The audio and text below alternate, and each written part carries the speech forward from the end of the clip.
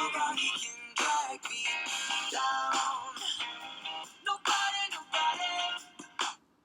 Nobody can drag us down, and definitely not this math lesson.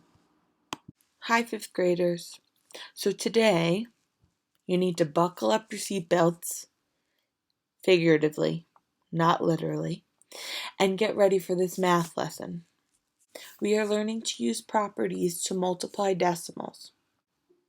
So the commutative property is when you can change the order of numbers, and the associative property is when you can regroup numbers when they're being multiplied. So pause the video, copy that down. First problem. So we have 4/10 times 9/10.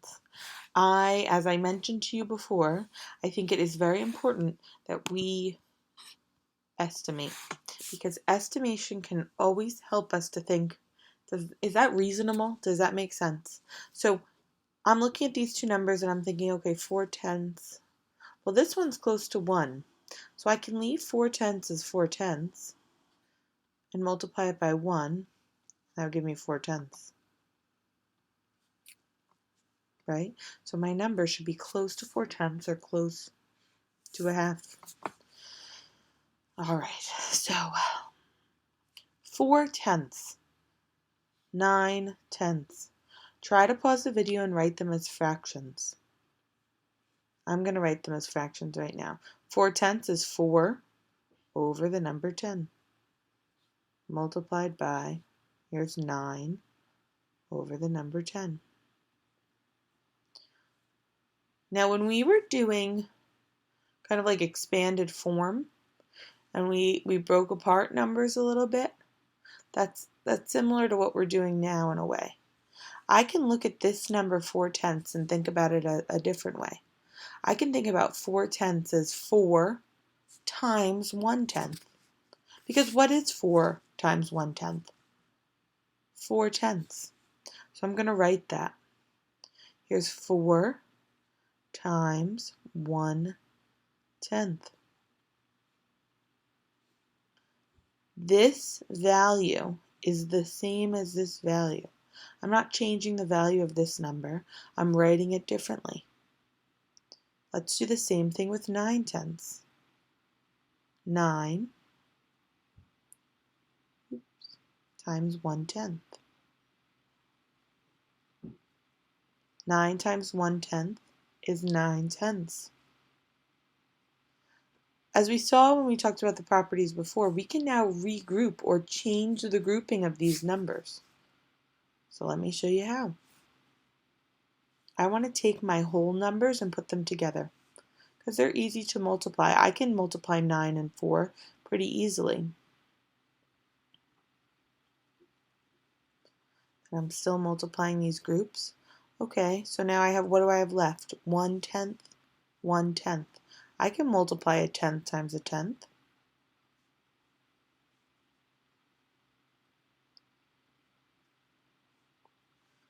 I'm almost done. So now 9 times 4, we know what that equals, 36.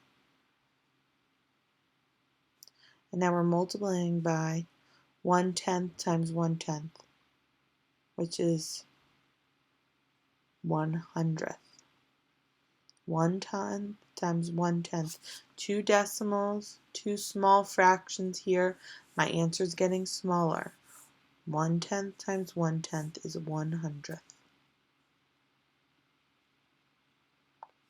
Now similar to up here, we said 4 times a 10th is 4/10.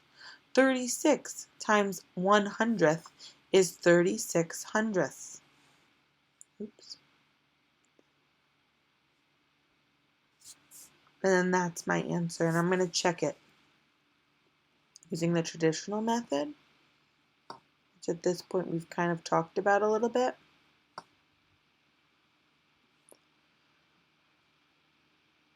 Nine times 4 is 36.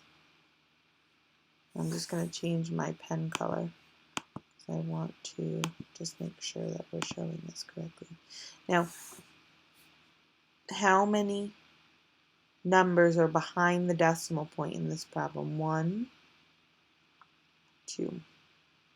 How many numbers should be behind the decimal point in this answer? 1, 2. So my answer, 36 hundredths. That's what I have down here. You might be thinking, well, the traditional way is so much easier. I don't dispute that. That's the truth.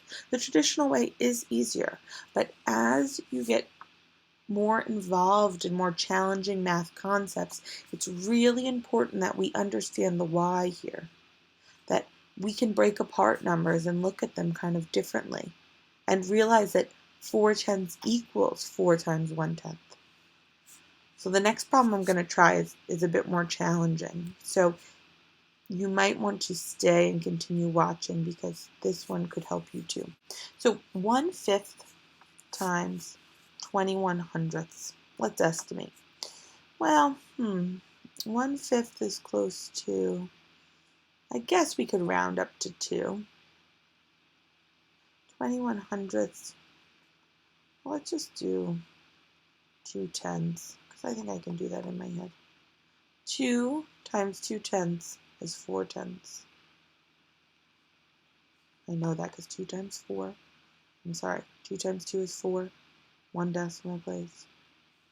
Okay, here we go. So my answer should be about 4/10. 1 5/10. Write that as a fraction. 21 hundredths, write that as a fraction. This one, writing it as a fraction, is more challenging.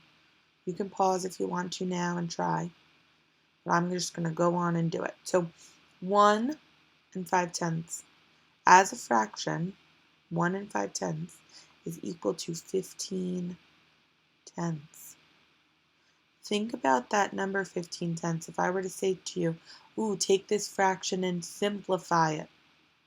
Well, I would think, okay, there's one group of 10 already, so that would be 1. And then there's 5/10 left. 1 5/10. This one's a little bit more simple because when we say 21 hundredths, that's the same as the fraction 21 over 100, or 21 hundredths. Now we have to break these numbers apart. Look at my whole numbers on the top. Well, we're going to write them as whole numbers. So it's 15 times, what's my fraction? 1/10. It's the same thing as 15/10. If I were to multiply these two numbers, I would get 15/10 times 21 and 100. I grouped these numbers just to remember, oops, little mistake. Okay.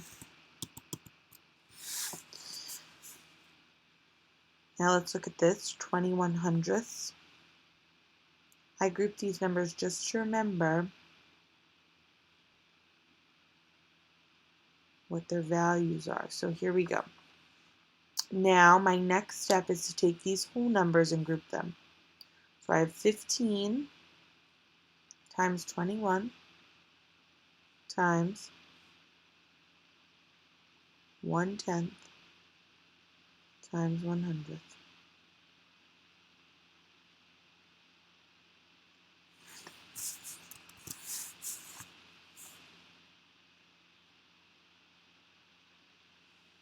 Now let's solve. What's 15 times 21? You can do it on the side if you need to. It's 315. Now we multiply that. What's 1/10 times 100th? It's kind of similar in a way when you're thinking even 10 times 100 is 1,000. Well, in this case, it's 1,000. 315 times 1,000. 315,000. That's the decimal. Is this number somewhat close to this one? Yes. Do you think this is reasonable? Yes. So my answer to 1 5/10 times 21 hundredths is 315 thousandths. Okay, give this a try on your own. Please let me know if you need some help. I know that this is a tricky concept, but you can do it. You just have to think it through a little bit, and I'm here to help you. Until next time.